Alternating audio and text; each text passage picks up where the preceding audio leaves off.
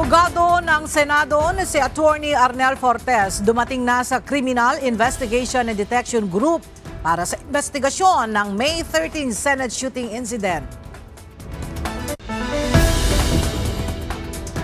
Senate Impeachment Court naglabas na ng summons kay Vice President Sara Duterte.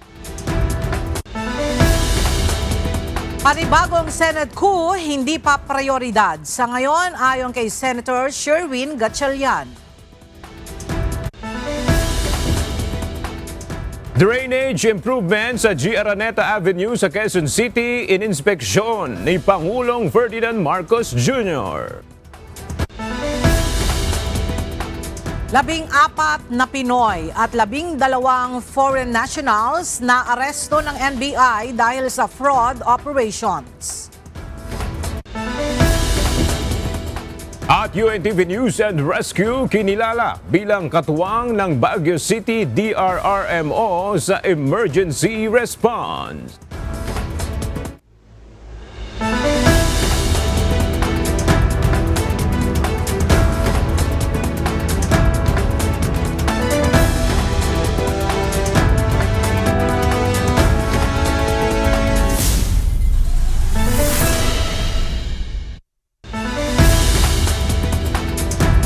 Magandang tanghali mga kasangbahay. Ngayon po ay araw na Miyerkules, May 20, 2026. Tayo po ay sabayang napapakinggan sa Radyo La Verdad 1350, ang UNTV Radio. At una sa mga balita ngayong tanghali.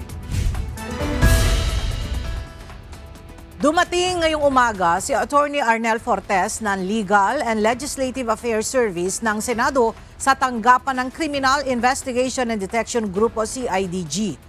Kaugnay ito ng isinasagawang investigasyon ng CIDG sa nangyaring putukan sa Senate premises noong nakaraang linggo.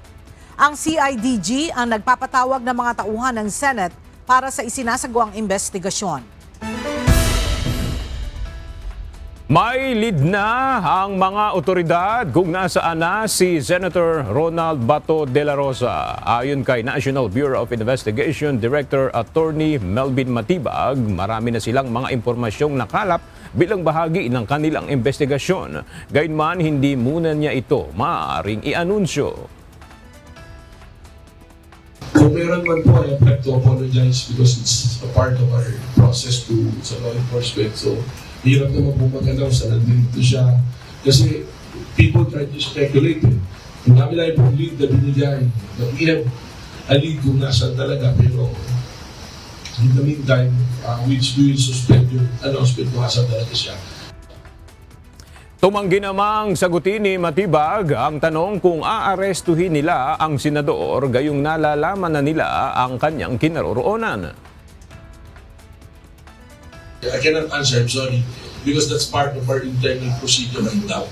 What I can assure you, there is a valid warrant, there is already orders, but in the meantime, we are monitoring. Inilabas na ng Philippine National Police o PNP ang kanilang ginawang investigasyon sa shooting incident noong nakaraang linggo. Ipinakita nila sa media ang ilang detalye ng pangyayari kabilang na ang bagong kuha ng CCTV footage mula sa Senado. May report si Nel Maribohok. Unang-una po, for the record, all evidence points that there was no attack on the Senate.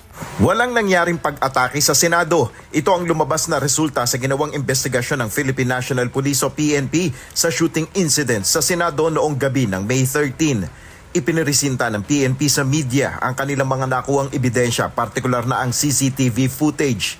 Ayon sa PNP, 6:17 PM ng May 13, makikitang dumating ang 29 na NBI agents sa GSIS main building kasama ang GSIS security bilang tugon sa hiling ni GSIS General Manager Vic Veloso na i-secure ang lugar. 6:51 PM, nagsimula ng mag-inspeksyon ng NBI agents sa ilang bahagi ng GSIS office kasama ang kantin nito kung saan malapit ang lugar kung saan nangyari ang putukan. Inikot rin ang level 2 medical hallway nito. 6:52 PM, makikitang nakarating ang mga tauhan ng NBI sa veranda ng kantin. 7:02 p.m. nang postehan na ng 2 NBI agents ang naturang lugar kung saan matatagpuan ang pinto papuntang Senate premises kung saan dito naganap ang putukan. 7:39 p.m. nadinig naman ang sinasabing drilling sound. Because at the GSIS premises, particularly at the ground floor, may pinto po doon na steel door na pinortify ng ating maintenance or security ng GSIS. They had duly informed the maintenance of the Senate that there was going to be drill work going on in all the doors of the Senate of the GSIS connecting to the Senate. 7:44 p.m. nag-assemble na ang Marine Security at OSAA sa pangunguna ni Acting Sergeant at Arms Mau Aplaska. 7:45 p.m. sumugod na ang grupo ni Aplaska sa target area, partikular sa outdoor canteen ng GSIS office kung saan nakabantay ang 2 ahente ng NBI. 7:46 hanggang 7:49 ng gabi, nangyari naman ang pagkompronta sa NBI agents hanggang sa naganap ang putukan.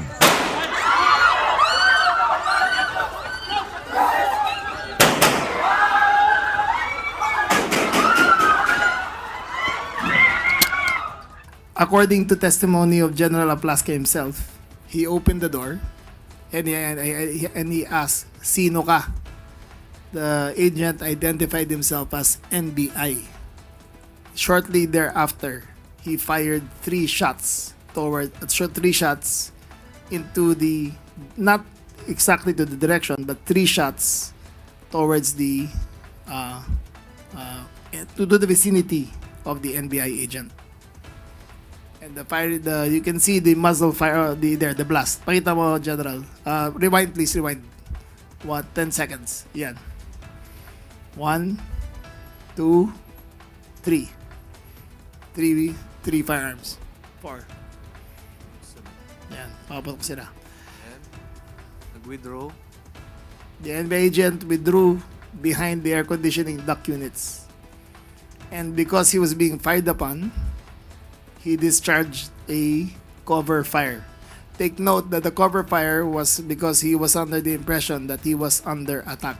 7:50 p.m. makikita sa CCTV footage na inabandona ni Aplaska at OSAA personnel ang lugar ng insidente. Base pa sa investigasyon, 2:30 ng madaling araw ng May 14, nakitang umalis si Senator Ronald Bato de la Rosa sa Senado. It shows the Fortuner, white Fortuner, and personalities going out from the Senate. Particularly, makita natin doon ang Senator Bato and Senator Padilla and going to the vehicle na Fortuner. May paliwanag naman si DILG Secretary John Vic Remulla kung bakit NBI ang hiniling na mag-secure ng GSIS main office sa halip ng mga pulis. PNP was already guarding the front of the building. We had approximately 1,000 plus. In this case, he thought it more prudent that the NBI secure the area according to their capacity. Ayon sa PNP chief, may nangyaring koordinasyon sa Senado ukol sa ipatutupad na seguridad sa GSIS.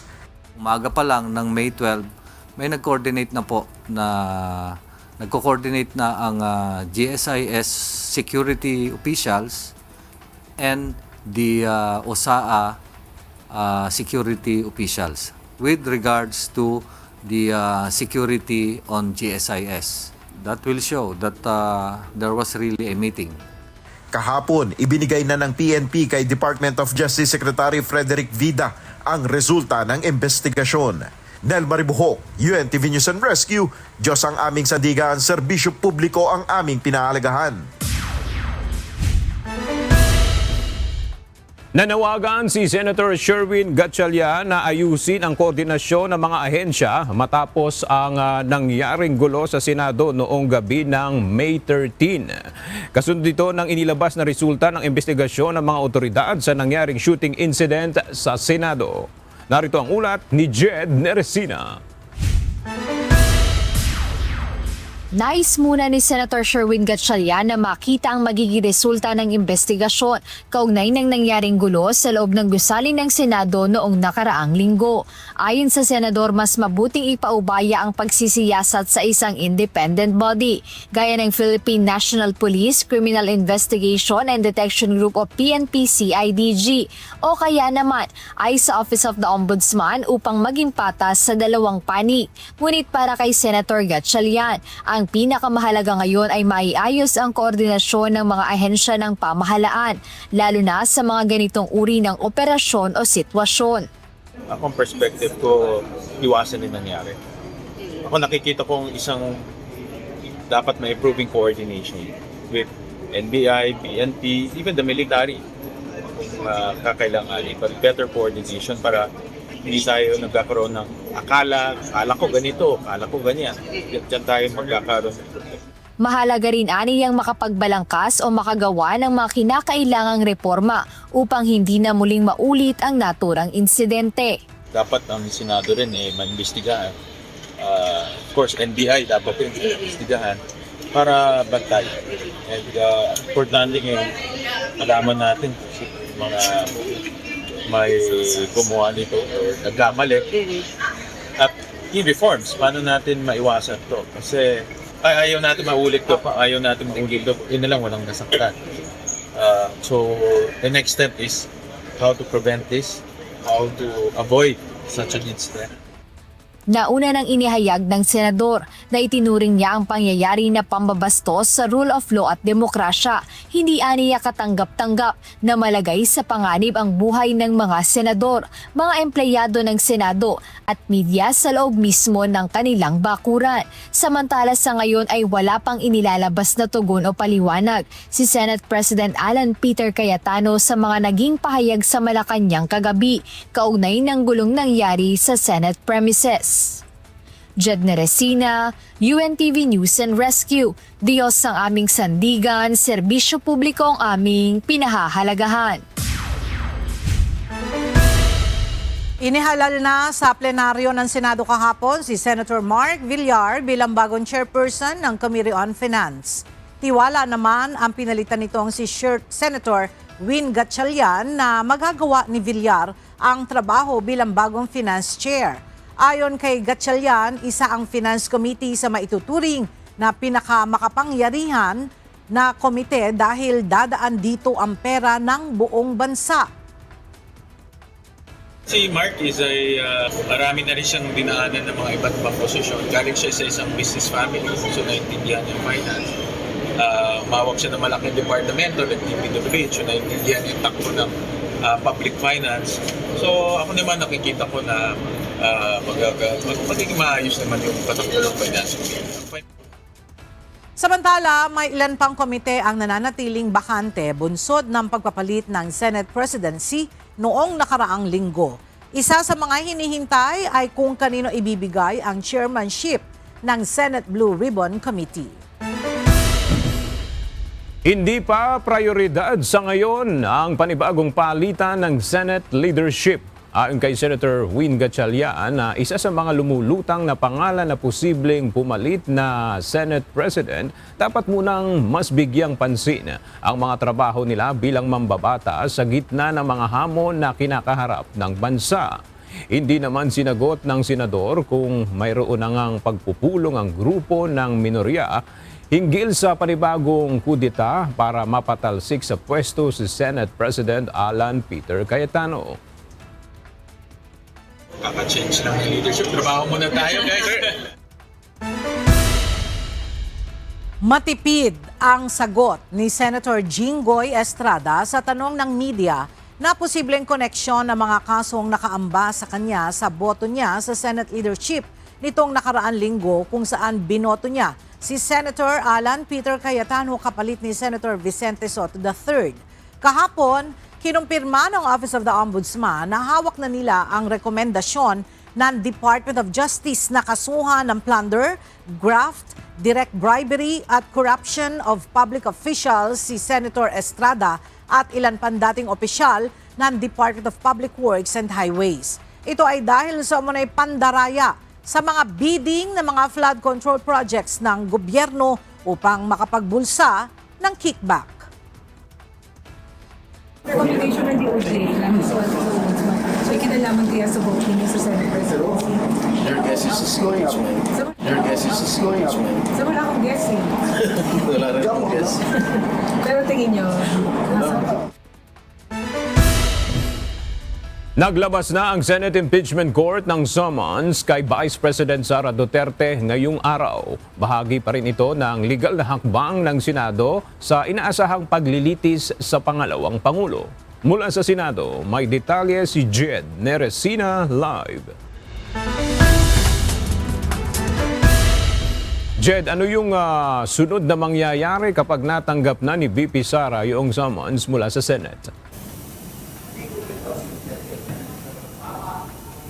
Aga pagkatanggap ng summons ng nasasakdal o ng respondent o ni Vice President Sara Duterte, mayroon siyang 10 araw para maghain ng kanyang sagot doon sa mga paratang na nakapaloob doon sa articles of impeachment mula sa House of Representatives.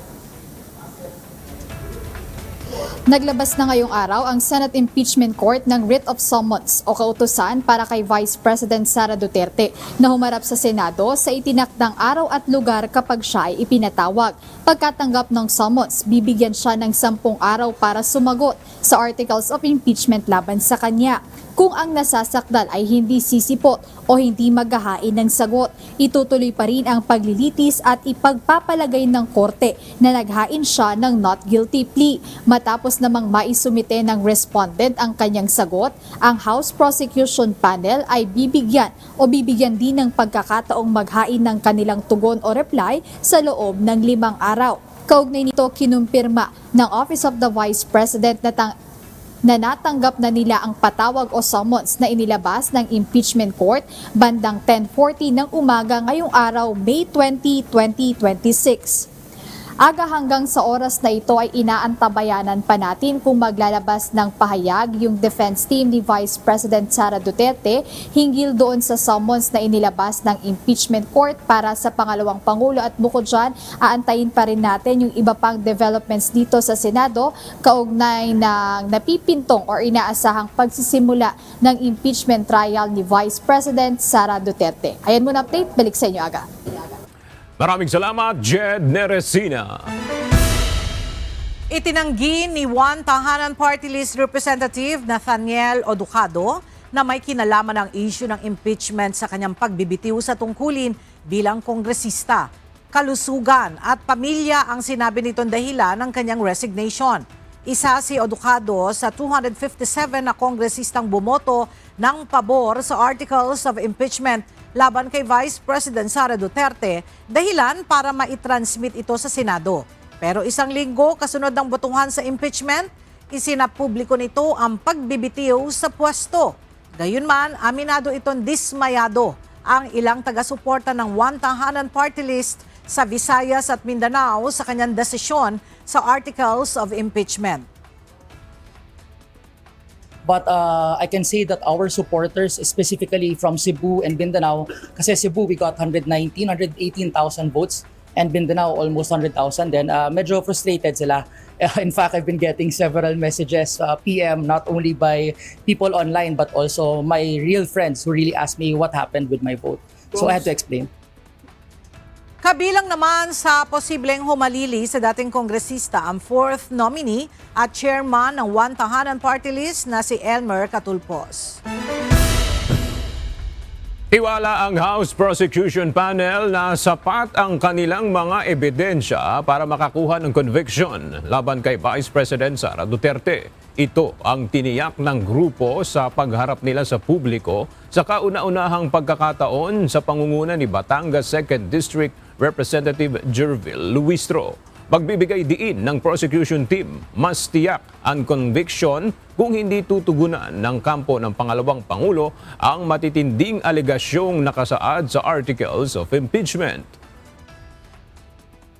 Now, with regards to the trial, if they will not be appearing, it will depend really on the appreciation and judgment of the senator judges if the evidence of the prosecution considering the absence of the evidence of the defense, will be enough for them to render a judgment of conviction.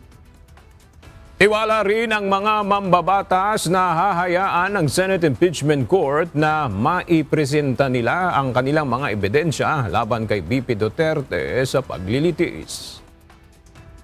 Kung haharangin ang ebidensya namin, remember that we are not the ones in trial. Huhusgahan din ng bayan ang ating mga senator judges.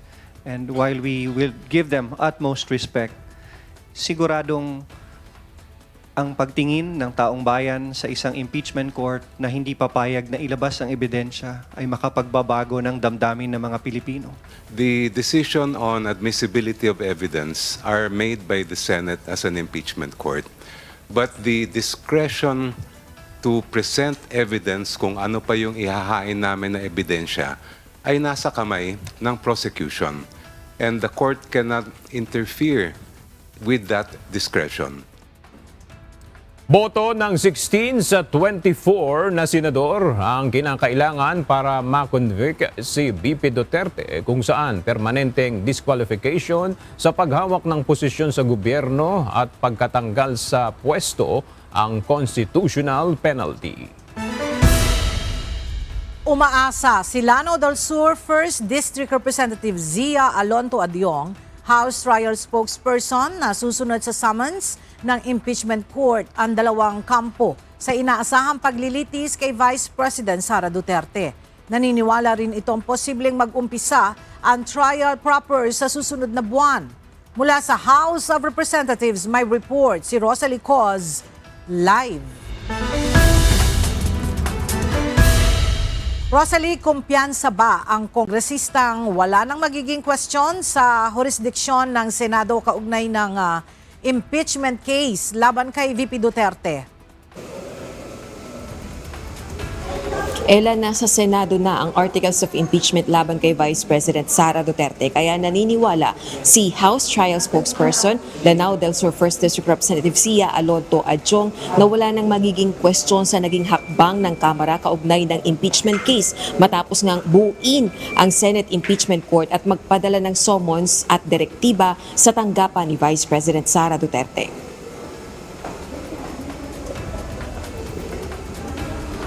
Inutusan na rin si Vice President Duterte na magsumite ng tugon sa articles of impeachment sa loob ng 10 araw.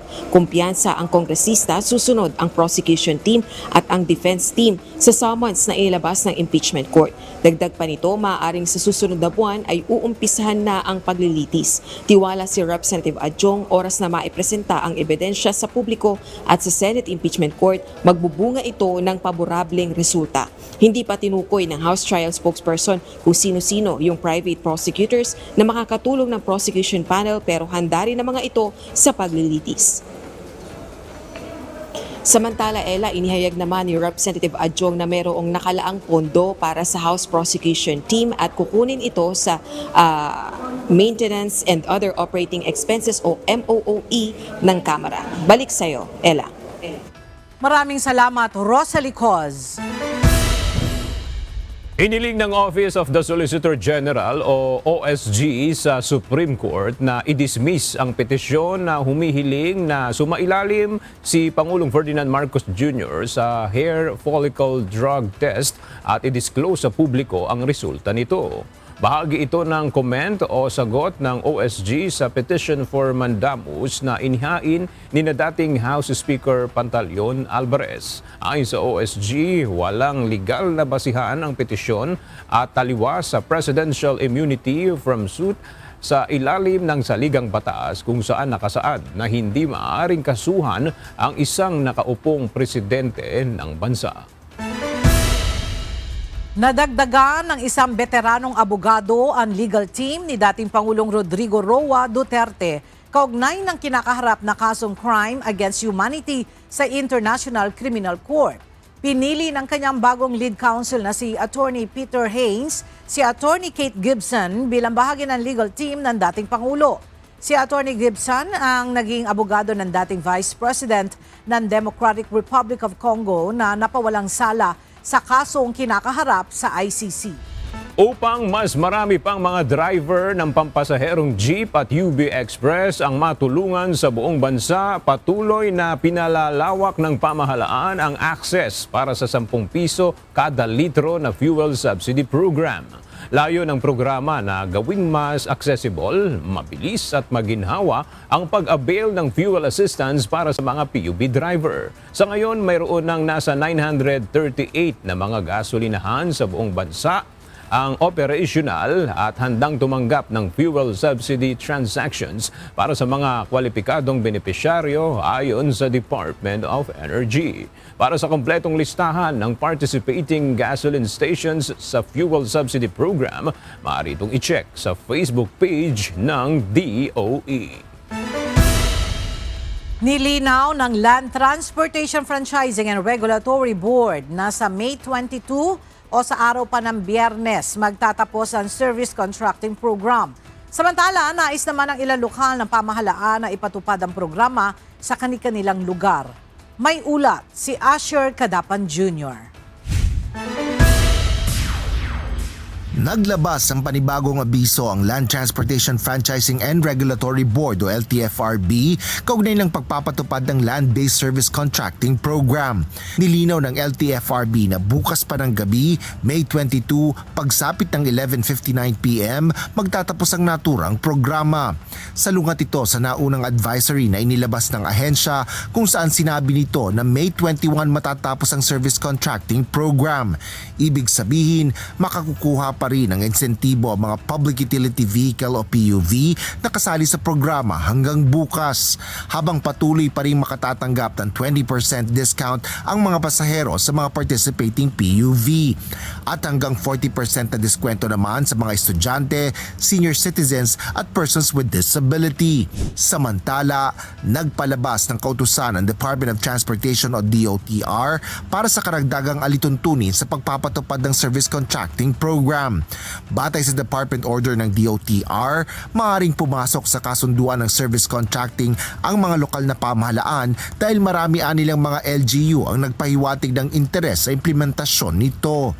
Bunsod nito, mas iniayos pa ng DOTR ang mga alituntunin ng programa para sa partisipasyon ng mga LGU sa service contracting. Batay sa supplemental guidelines, ang implementasyon ng programa ay pangangasiwaan ng LTFRB para sa land-based PUVs, habang ang Maritime Industry Authority o Marina naman ang mangangasiwa para sa mga sasakyang pandagat. Maaari naman direktang kumontrata ang mga participating LGU sa mga kwalipikadong transport cooperatives, mga asosasyon, mga korporasyon o otorisadong marine operators. Inaatasan naman ng DOTR ang LTFRB, Marina at mga kasaling LGU sa pagpoproseso ng maagap na pagbabayad sa mga nakontratang pampublikong transportasyon. Alinsunod dito sa naibigay na serbisyo at napagkasundo ang performance indicators na nakapailalim sa programa. Pinagsusumite rin ang mga identified LGU ng mga regular na monitoring, implementasyon at accomplishment reports ng service contracting program sa LTFRB at Marina. Sa kasalukuyan ay hindi pa inaanunsyo ng DOTR kung kailan magsisimula ang pagpapatupad ng programa sa mga makikilahok na LGU. Asher Cadapan Jr., UNTV News and Rescue. Diyos ang aming sandigan, serbisyo publiko ang aming pinahalagahan. Muling namahagi ng cash relief assistance ang Department of Social Welfare and Development sa mga rider ng delivery service ngayong umaga. Isinasagawa pa rin ang payout ng ayuda sa The 10th Las Piñas City. Tatanggap ng tig 5,000 pesos na ayuda ang mga qualified na rider. Bahagi ito ng tulong sa sektor ng transportasyon na naapektuhan ng pagtaas ng presyo ng petrolyo. Samantala, iniulat naman ng ahensya na kahapon, May 19, ay nakapamahagi sila ng ayuda sa nasa 11,000 na riders. Ininspeksyon kanina ni Pangulong Ferdinand Marcos Jr. ang drainage improvement project sa G. Araneta Avenue sa Quezon City. Nais ng Pangulo na matiyak na magiging handa ang iba't ibang lugar sa pagpasok ng tag-ulan. Ang detalye sa report ni Nel Maribuhok, live. Nel, Kailan matatapos ang drainage improvement dyan sa bahagi ng G. Araneta? SLA inaasahan ni Pangulong Ferdinand Marcos Jr. na sa susunod na linggo bago pumasok ang buwan ng Hunyo ay matatapos na ang pipe laying sa G. Araneta Avenue. Bahagi ito ng upgrading at rehabilitasyon ng drainage system na layong solusyonan ang pagbaha sa G. Araneta Avenue sa Quezon City. Personal na tinignan ni Pangulong Marcos ang ginagawang drainage improvement project sa lugar. Ang 758-meter na proyektong ito mula sa Caliraya Street hanggang E. Rodriguez Sr. Avenue ay naasahang makakatulong ng malaki upang ibsan ang problema sa baha sa lugar na isa sa itinuturing na critical area. Sa ganawang inspeksyon, binigyan ng briefing ni Public Works and Highways Secretary Vince Dizon si Pangulong Marcos sa ginagawa ring pagtanggal ng basura sa daanan ng tubig. Inobserbahan rin ni PBBM ang operasyon ng mobile pumping equipment na ginagamit para mabawasan ang pagbaha. Tinitingnan natin ang mga iba't ibang ginagawa natin para mabawasan ang baha. At ito ay isang bahagi lamang. This is only one part of the interventions that we will be making. For example, ito, may drainage, merong nag-desiltation para palalimin yung ilog. Tapos yung nailagay doon na malaking tubo, yun ay para sa drainage din, para yung pagka magkatubig ay dadalhin dito. Ayon kay Pangulong Marcos, magandang simula ang proyekto na ito para mabawasan ang mga pagbaha sa lugar. Target na makompleto ang proyektong ito sa May 31. Sinabi rin ng Pangulo na hindi lang Metro Manila ang prioridad ng mga ganitong proyekto dahil ang mga katulad na flood control interventions ay ginagawa rin sa ibang lugar sa bansa. Yan muna ang ating update. Balik sa Yola. Maraming salamat, Nel Maribuhok.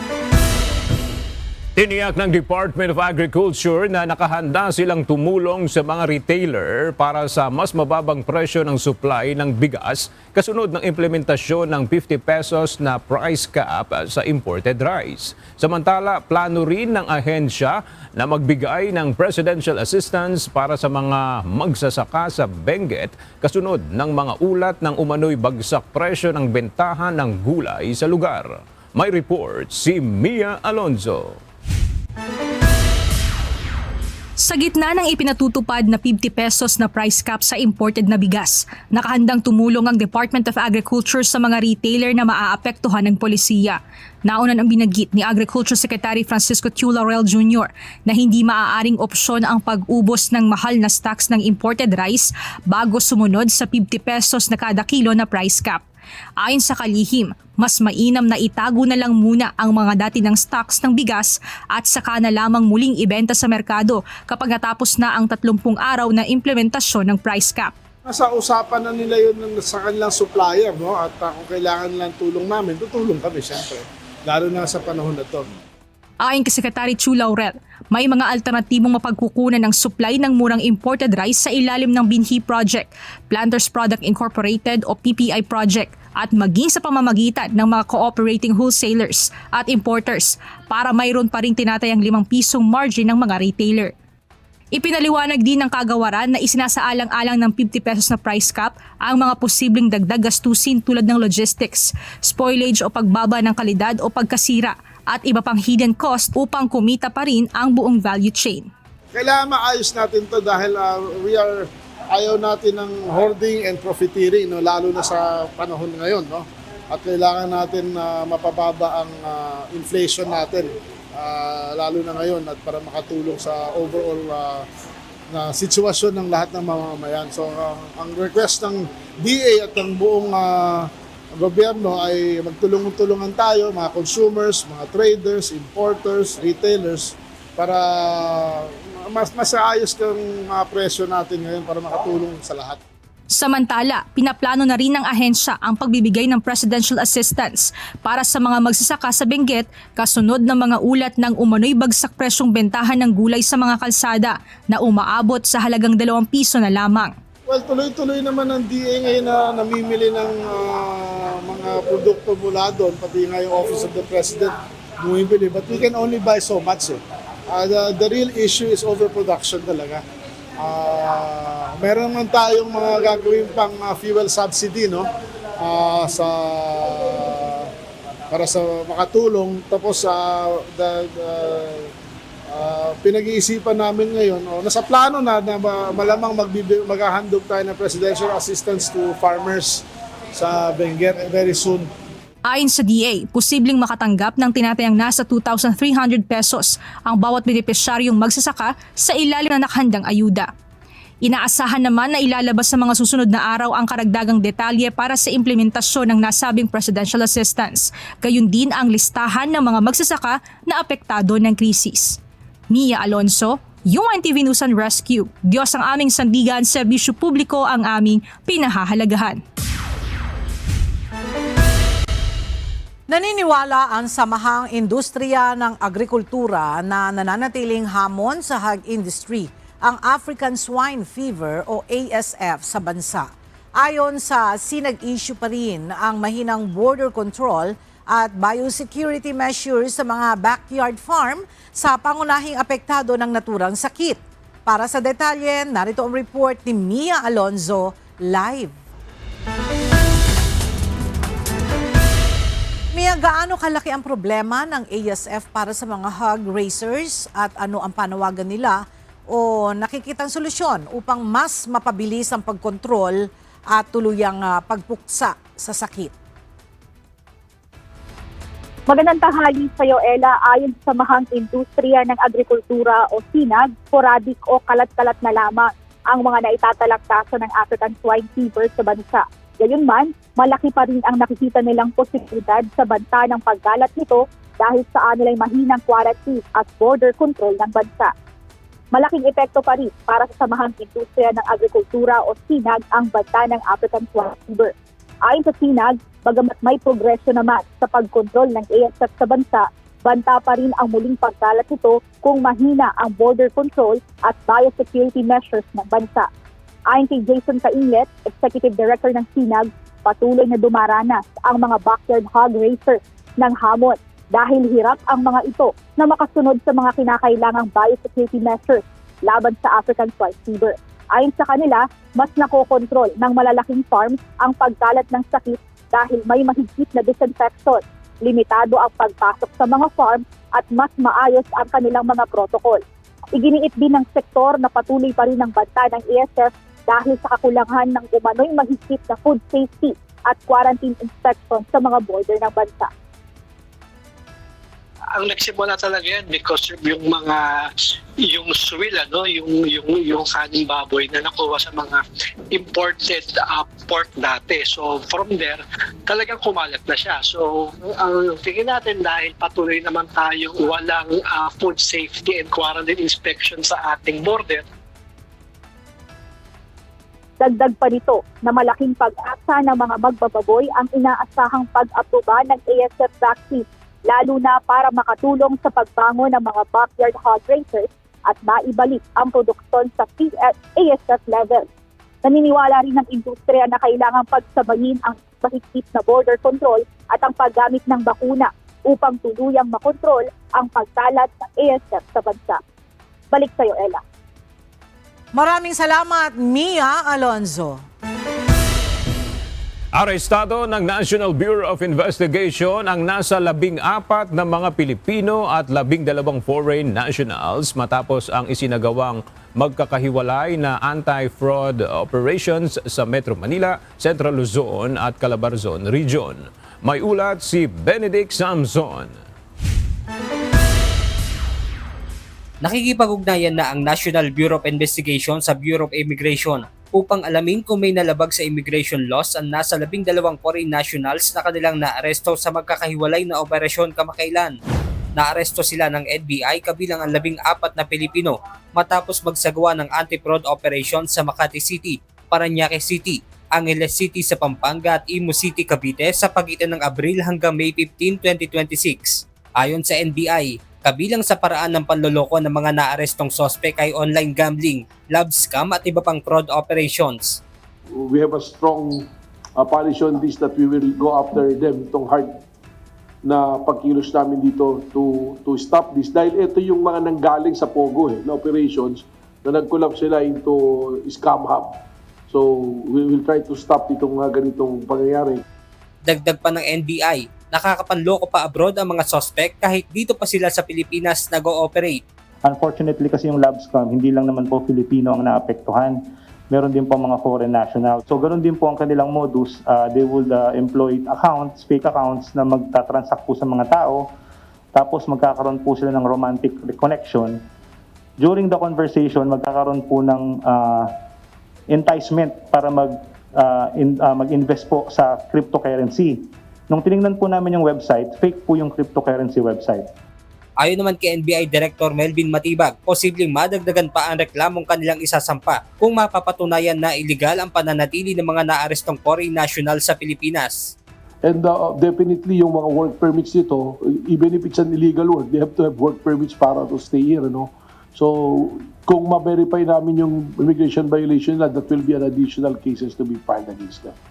Sa ngayon ay nasa kustodiyan na ng NBI ang mga naarestong suspect na maharap sa reklamong computer-related fraud sa ilalim ng Cybercrime Prevention Act of 2012.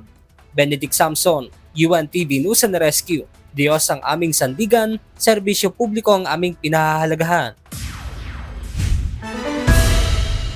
Umaabot na ng 90% ang right-of-way acquisition sa North-South Commuter Railway Project. Ito ang kinumpirma ng Department of Transportation o DOTR kasabay ng inspeksyon sa ipinapatayong istasyon sa Angeles, Pampanga. Mula sa Angeles City, alamin natin ang update sa report ni Asher Cadapan Jr. live. Asher, kailan ba magiging operational ang North-South Commuter Railway? Ella, 2032 ang target na full operation nitong North-South Commuter Railway o NSCR. Dito yan sa may bahagi mula sa bahagi ng Clark City, Pampanga hanggang sa may Calamba City, Laguna. Ngunit mayroon ding nakatakdang partial operation na hinahabol ng Department of Transportation o DOTR para sa ilang bahagi ng linya ng tren, partikular na ang northern portions nito.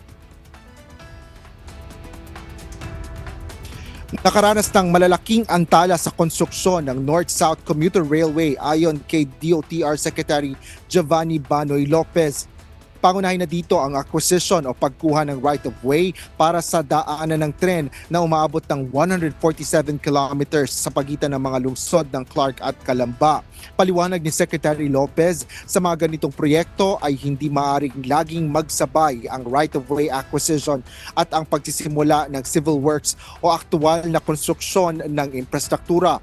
Kung magkakaganito anya, napakalaki ng posibilidad na magkaroon ng antala sa civil works. Sa kabila nito, inihayag ng kalihim na nakikipag-ugnayan sila sa mga lokal na pamahalaan para sa pakikipag-usap sa mga residente na maapektuhan ng proyekto. Parati po natin sinasabi sa mga ganitong proyekto, kailangan natin ang lokal na pamahalaan. Bakit po? Kasi po sila po ang mas nakakakilala sa ating mga constituents dito. Sila po yung mga ama ng bayan na yan. Kasunod dito, sinabi ni Lopez na pagkatapos sa ng mga pakikipagtulungan ng DOTR at mga LGU ay nakausad ang North-South Commuter Railway Project, partikular na sa problema sa right-of-way. –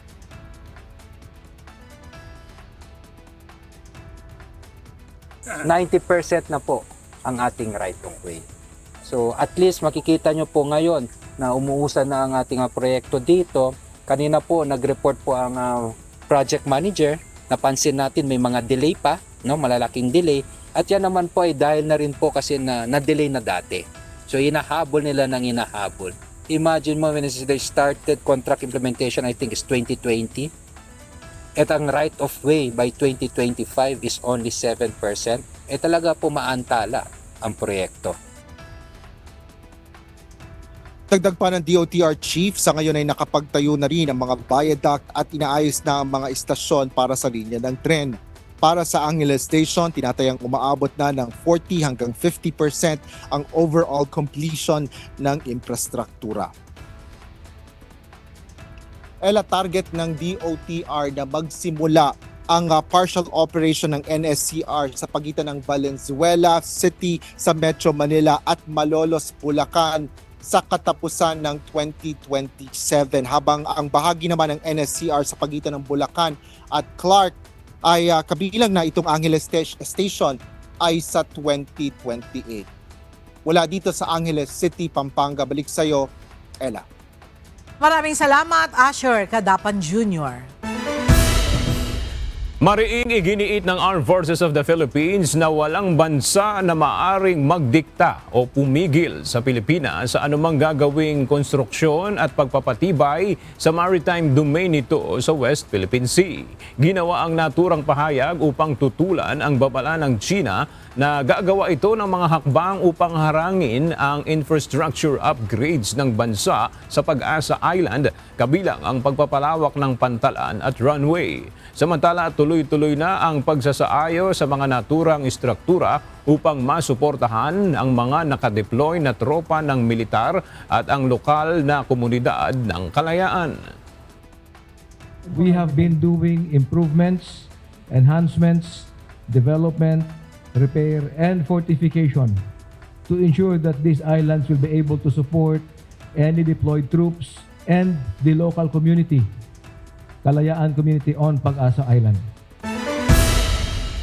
Dapat protektahan ang sariling atin ayon kay Vice President Sara Duterte.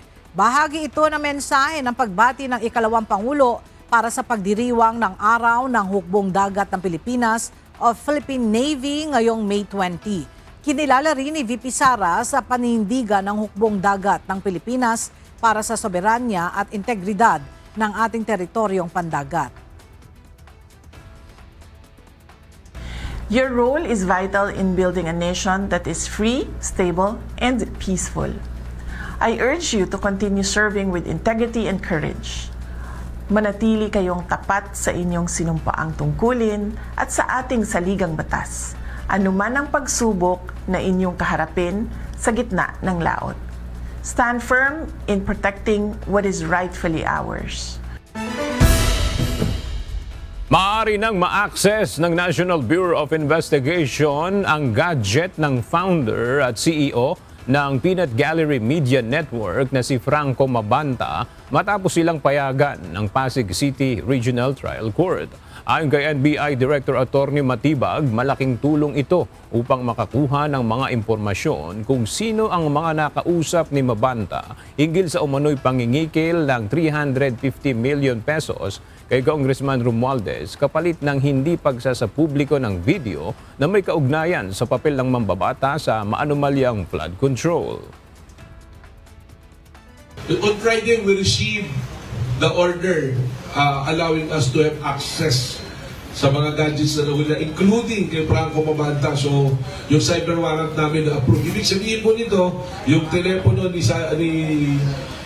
Franco Mabanta, mabubuksan namin at legally, we can obtain informations, videos, pictures, text messages, text logs, lahat po. So yung mga nakausap niya, kung sino man yung mga kinausap ng personality, we will have access to that. Malalaman po namin.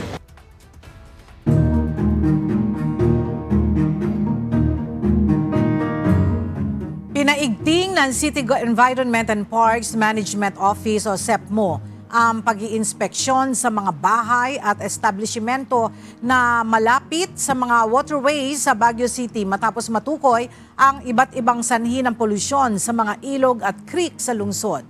Alamin natin ang detalye sa ulat ni Grace Doctolero live. Grace, ano-ano ba ang mga karaniwang paglabag na nakikita ng mga otoridad? At anong babala ang ipinahayag ng pamahalaang lungsod laban sa mga water polluters?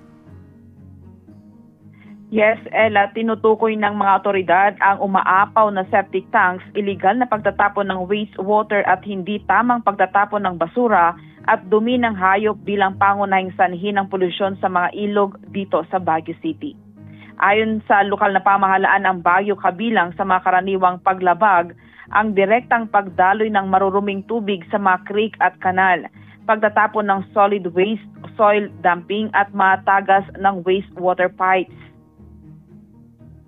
Muling nagbabala ang lokal na pamahalaan ng Baguio na maaring maharap sa kaso ang mga mahuhuling direktang nagtatapon ng maruruming tubig sa mga river tributaries, creek at kanal sa lungsod. Sa pinakamuling datos ng City Environment and Parks Management Office o CEPMO na umaabot na sa 782 lugar ang nasuri ng mga otoridad habang 346 na notice of violation ang na-issue dahil sa mga paglabag sa mga batas pangkalikasan. Nakapagbayad na rin ng multa ang 83 violators na nahuling direktang nagtatapon ng wastewater sa mga daluyan ng tubig. Tinukoy rin ng CEPMO na patuloy pa ring malubha ang kontaminasyon sa Balili River at Wed River dahil sa mataas na antas ng fecal coliform at biochemical oxygen demand o BOD. Ela, patuloy naman ang panawagan ng mga otoridad sa mga residente at establishmento na sumunod sa mga batas pangkalikasan upang maiwasan ang mas matinding polusyon at pagbaha sa mga komunidad. Yan muna ang balita mula dito sa Baguio City. Balik sa iyo, Ella. Maraming salamat, Grace Doctolero. Pinaiigting ng Provincial Environment and Natural Resources Office o PENRO Batanes ang pangangalaga sa mga yamang dagat. Sa pamamagitan ito ng pagsasagawa ng Coral Reef Assessment at Fish Visual Census sa ilang bahagi ng Batanes Protected Landscapes and Seascapes. Samantala, namahagi ng farm inputs at high-value crop seedlings sa mga magsasaka sa Masara Lands, Davao de Oro. Ang detalye hatid ng ulat ni Alan Manansala. Sa Batanes, aktual na sinusuri ng mga kawani ng PENRO Batanes ang kalagayan ng mga bahura na nagsisilbing tahanan ng iba't ibang lamang dagat at natural na proteksyon ng mga komunidad laban sa malalakas na alon at bagyo. Layunin ng aktibidad na matukoy kung nananatiling malusog, nasisira o nanganganib na ang mga coral reef at iba pang yamang dagat sa lugar. Kasama sa pagsusuri ang Fish Visual Census upang masubaybayan ang kasalukuyang kalagayan ng mga isda at iba pang lamang dagat na umaasa sa mga bahura. Ayon sa DENR Biodiversity Management Bureau, bahagi ito ng mas pinaigting ng mga hakbang para sa mas maayos na pamamahala at konserbasyon ng mga coral reef sa buong bansa. Sa Bohol, pinangunahan ng PENR officer ng Bohol ang pag-iinspeksyon sa ilang protected and development area sa lalawigan. Bahagi ito ng pagpapaigting ng field presence, environmental monitoring at pagpapatupad ng mga programa para sa pangangalaga ng kalikasan. Unang binisita ng grupo ang Virgin Island sa Panglao upang inspeksyonin ang mga protected area at alamin ang kalagayan ng mga kasalukuyang conservation efforts sa lugar. Nagsagawa rin ng site visit sa Penro Nursery Area sa bayan ng Bilar kung saan planong itayo ang PAMO building para sa mga operasyon ng protected area management. At sa Davao de Oro, tinanggap ng 166 na benepisaryo ang mga farm inputs at high-value crop seedlings na ipinahatid ng pamahalaang panlalawigan sa Barangay Panoraon, Mako. Ayon sa Provincial Agriculturist Office o PAGRO, layunin ng programa na direktang matulungan ang mga farmers associations mula sa mga barangay Tagbaros, Panoraon, New Leyte, Teresa at Gubatan na kabilang sa mga Marasa Lines. Kasama sa ipinamahagi ang mahigit 9,000 planting materials tulad ng kakao, coffee, jackfruit, durian at lanzones seedlings. Namahagi rin ng mga fertilizer, dolomite at vegetable seeds para mas mapalawak ang produksyon at kabuhayan ng mga magsasaka. Alan Manansala, UNTV News and Rescue. Diyos ang aming sandigan, serbisyo publiko ang aming pinahahalagahan.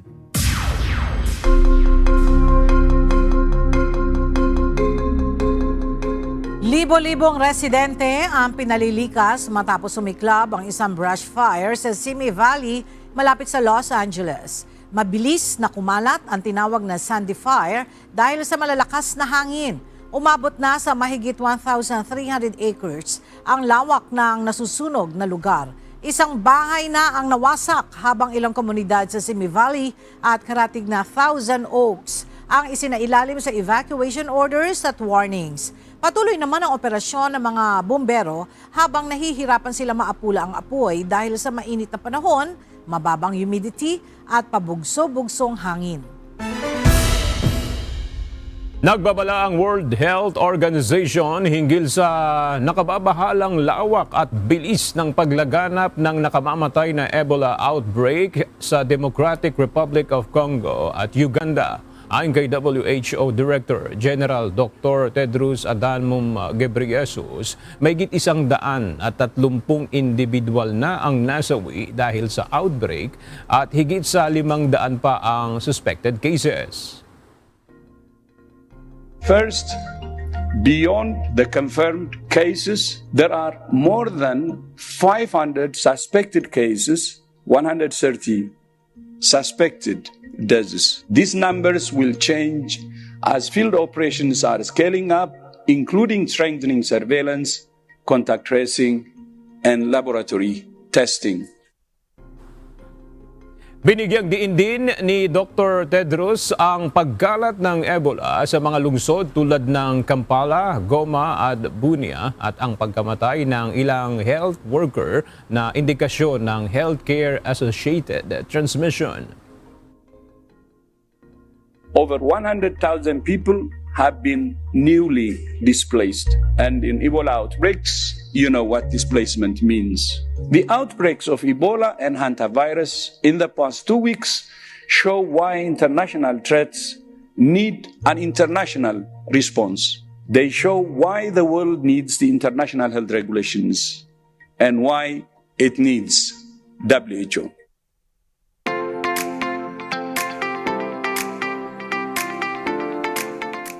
Pinaiigting ng City Disaster Risk Reduction and Management Office o CDRRMO ang kampanya para sa mas malawak na volunteerism at community participation sa Baguio City sa pamamagitan ng isinagawang Volunteerism and Community Engagement Forum.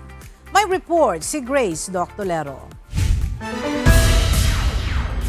Pinagsama-sama ng City Disaster Risk Reduction and Management Office o CDRRMO ang iba't ibang volunteer groups, civil society organizations, private establishments at media partners sa isinagawang Volunteerism and Community Engagement Forum noong May 18 sa Baguio City. Layunin ng aktibidad na mapalakas ang community participation at mahikayat ang mas maraming residente na makilahok sa mga volunteer programs ng lungsod para sa mas maayos na disaster preparedness at response.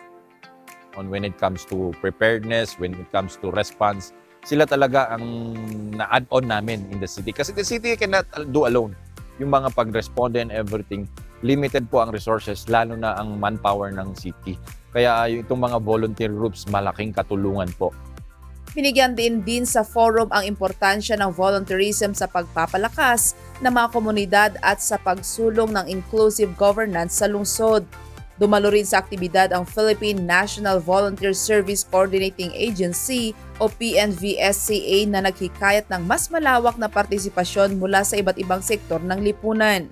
Kinilala rin ng CDRRMO ang ambag ng UNTV News and Rescue sa mga rescue operations, medical missions, relief distributions at paghahatid ng mga pasyente sa pamamagitan ng mga rescue vehicle nito sa mga nangangailangan sa Benguet.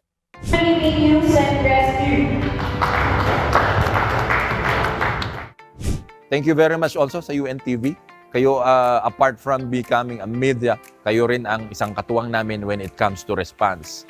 Kayo nga, you are trained on, you have your own ambulance. Na yun ang limited na nakukuha natin. And you're doing it for free. So maraming salamat in behalf of the City of Baguio. Maraming salamat po sa UNTV.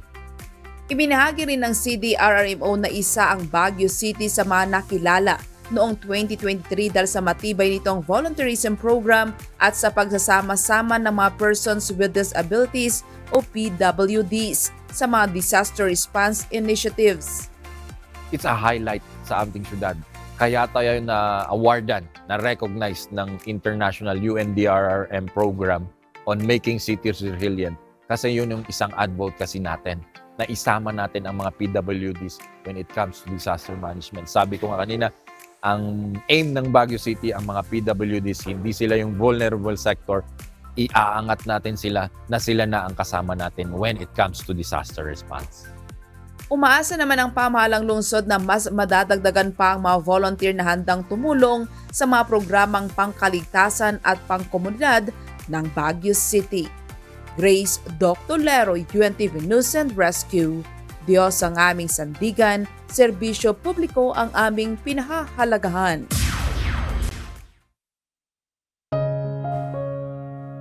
At sa ating pong iiwang mga salita ng Diyos na ating sandigan mula sa aklat ng Mateo, Kapitulo 6, versikulo 22 na nagsasabi, ang ilawan ng katawan ay ang mata.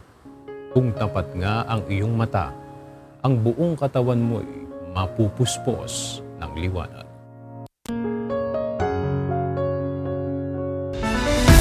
At yan ang mga balitang aming tinutukan at inaksyonan dahil sa aming pagbabalita, una ang pagkalinga sa kapwa. UNTV C News, may balita saan mang panig ng daigdig.